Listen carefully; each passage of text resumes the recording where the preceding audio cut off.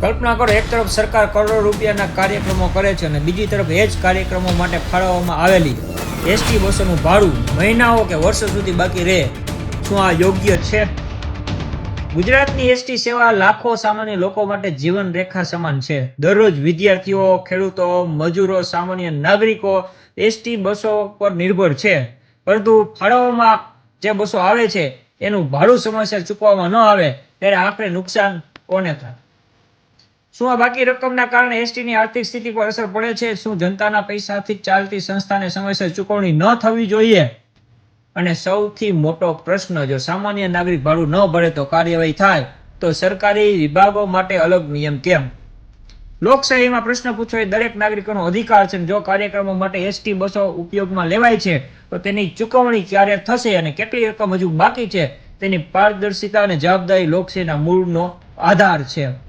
તમારું શું માનવું છે એ આ વિડીયો જોયા પછી લાસ્ટમાં કોમેન્ટ કરી અને આપનો જવાબ અચૂકથી રાખજો. હવે વાત આપણે મેઇન મુદ્દાની.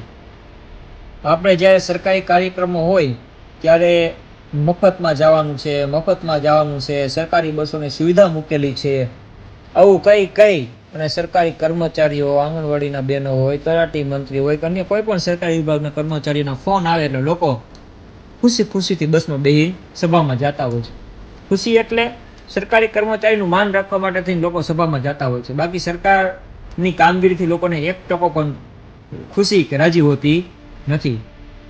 વિચાર કરો તમે, જ્યારે 2013માં મોરબી જિલ્લાનું લોકાર્પણ કાર્યક્રમ હતો ત્યારે મોરબી મામલતદારશ્રીના ઓર્ડરથી 24/8/2013ના રોજ 200 બસોની ફાળવણી કરવામાં આવી હતી.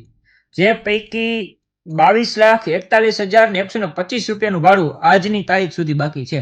એક પણ રૂપિયો હજી સુધી સરકારને મામલતદાર એટલે કે મહેસૂલ વિભાગ તરફથી જીએસઆરટીસી ને ચૂકવવામાં આવ્યો નથી.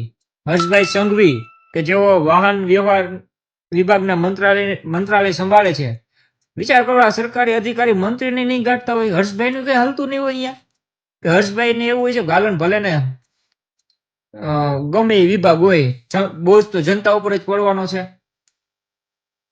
વિચાર કરો તમે, જો એક મંત્રાલયનો મંત્રી પણ પોતાના બસનું ભાડું અધિકારી એટલે કે બીજા વિભાગ પાસેથી વસૂલી નથી શકતો તો એ બીજું શું કામ કરી શકશે? બીજી એક બસ 2017 સિનિયર સિટીઝનને ખાસ સહાય માટે રાજકોટ જિલ્લા કલેક્ટર તરફથી એમને માંગણી કરી હતી, ફાળવવામાં એના ઓર્ડરથી ફાળવવામાં આવી હતી. બુક કરનાર અધિકારી હતા તો એ જિલ્લા રાજકોટ કલેક્ટર હતા.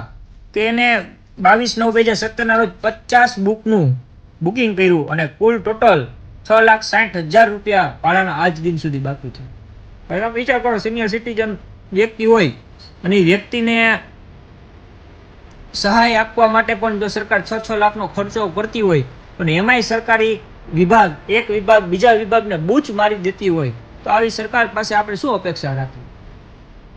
સરકારી વિભાગ પોતાના પૈસા નથી કઢાવી શકતી. તમે વિચાર કરો, જનતાનું કોઈ બૂચ મારીને વયું ગયું હોય, કઈ ખેડૂતના ખેતરમાં જો આજે વીજ લાઈનના થાંભલા આવતા હોય તો એ કંપની પાસે આ સરકારનું આવે શું?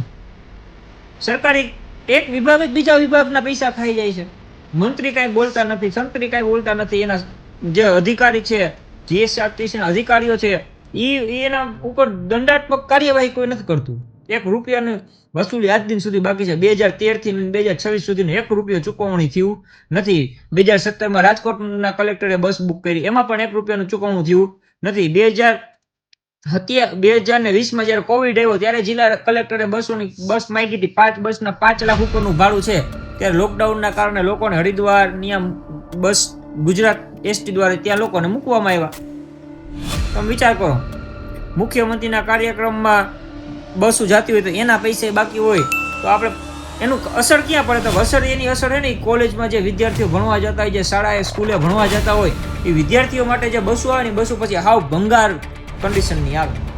આજે બસોના સ્પેર પાર્ટ લેવા હોય કે નવી બસો લેવી હોય કે વધારાની બસ ક્યાંક મૂકવી હોય તો સરકાર કેવી રીતના મૂકવાની? એક વિભાગ જ બીજા વિભાગને બૂચ મારે છે. કુલ ટોટલ 1,62,27,585 રૂપિયાનો ઓર્ડર દીધો હતો એસટી વિભાગ વાળાએ.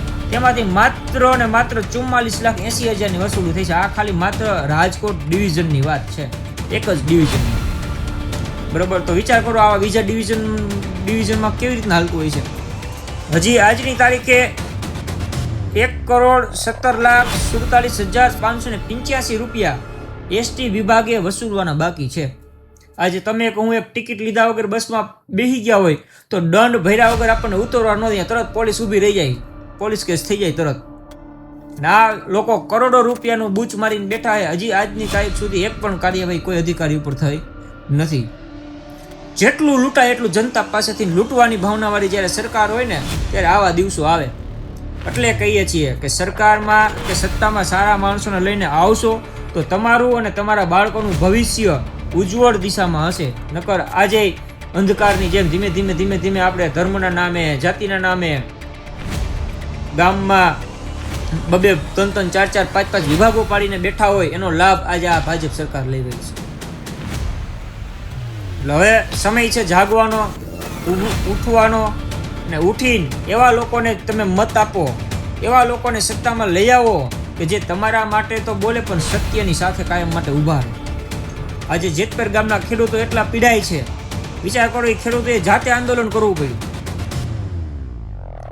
સરકાર જો ઈચ્છતી હોત તો ઘણી બધી સરકારી ખરાબાની જમીન છે ત્યાંથી ને લાઈન ફેરવી વગર, પણ સરકારની ક્યાંય ઈચ્છા શક્તિ છે નહીં. સરકારની ઈચ્છા શક્તિ એક જ છે કે જેટલું લૂંટાય એટલું લૂંટો.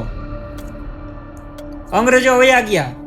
અંગ્રેજોના સમયમાં કેવું હતું, પોલીસ સ્ટેશને કોઈને ફરિયાદ કરવા જવું હોય તો બીક લાગતી. આજનો સમય કેવો છે કે આજના સમયે એકલું જવું હોય તો તમને આજે બીક લાગે. તો લાંબો કાંઈ ફરક પડ્યો નથી. ગોરા અંગ્રેજ ગયા ને કાળા અંગ્રેજ આવ્યા હોય ને એટલો જ ફરક છે ખાલી. પેલા વિદેશી લૂંટતા હતા, આજે આપણા લૂંટે છે. લૂંટવાનું ક્યાંય બંધ થયું નથી. એટલે કહીએ છીએ જળ મૂળમાંથી સમૂળું પરિવર્તન લઈને આવો. જ્યાં સુધી પરિવર્તન નહીં આવે ત્યાં સુધી આ વ્યવસ્થાને બદલાવવાનો કોઈ વ્યક્તિ આગળ આવશે નહીં.